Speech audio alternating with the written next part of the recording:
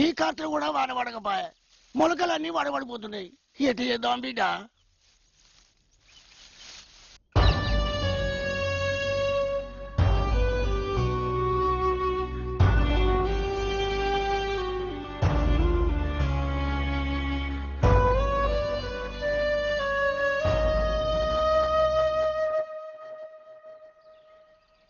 మీ problem నేను అర్థం చేసుకున్నాను. తప్పకుండా మీకు సాయం చేస్తాను. మీకు ఎంత లోన్ కావాలి? మా సేన్లకు కొద్ది దూరంలా రాళ్లకుంట ఉంది సార్. దానికి మోటారు, పైపులు, పెట్టుబడులకు కలిపి 60,000 దానిక కావాలి సార్. హలో, ఇగో మేనేజర్, ఒకసారి నీ ఎదురుగా అద్దంలోకి చూడు.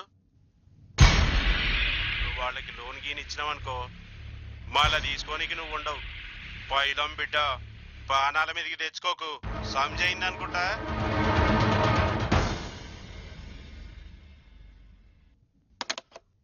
మీకు లోన్ ఇస్తాను, కానీ షూరిటీ ఏం పెడతారు? మా దగ్గర ఏముంది సార్, మా పంట వచ్చినాక మీ బాకీ తీరుస్తాం. మీ పంట పండుతుందో ఎండుతుందో ఎవరికి తెలుసు? మీ దగ్గర ఏదుంటే అది ఇవ్వండి, లేదంటే లోన్ ఇవ్వడం కుదరదు. గదేంది సార్, ఇప్పటిదానికి ఇస్తానని చెప్పి ఇప్పటిదిప్పుడు ఇయ్యనని మాట మారుస్తారేంది? అవునయ్యా, మీరేం పెట్టినా లోనే ఇవ్వను. ఏంటి, మాకుండే ప్రాబ్లమ్స్ మాకుంటాయి, అవన్నీ మీకు చెప్పాలా? Get out from here. Get out అని కసురుతారేంది సార్? మేమేమన్నా బిచ్చగాళ్ళ లెక్క కనబడుతున్నామా? టైం వేస్ట్ చేయకండి, వెళ్ళండి. అన్నా,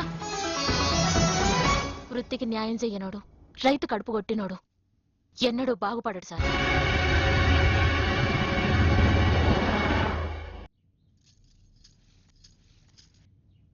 బతుకమ్మ, నువ్వు చెప్పింది నాకు అర్థమైంది, అందుకే లోపలికి రమ్మన్నా.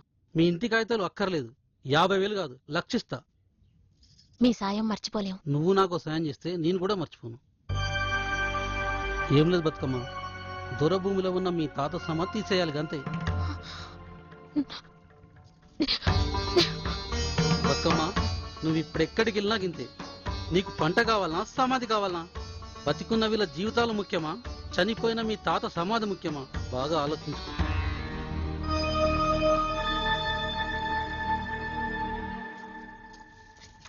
మోటార్ పనులు చూడండి. అట్లనే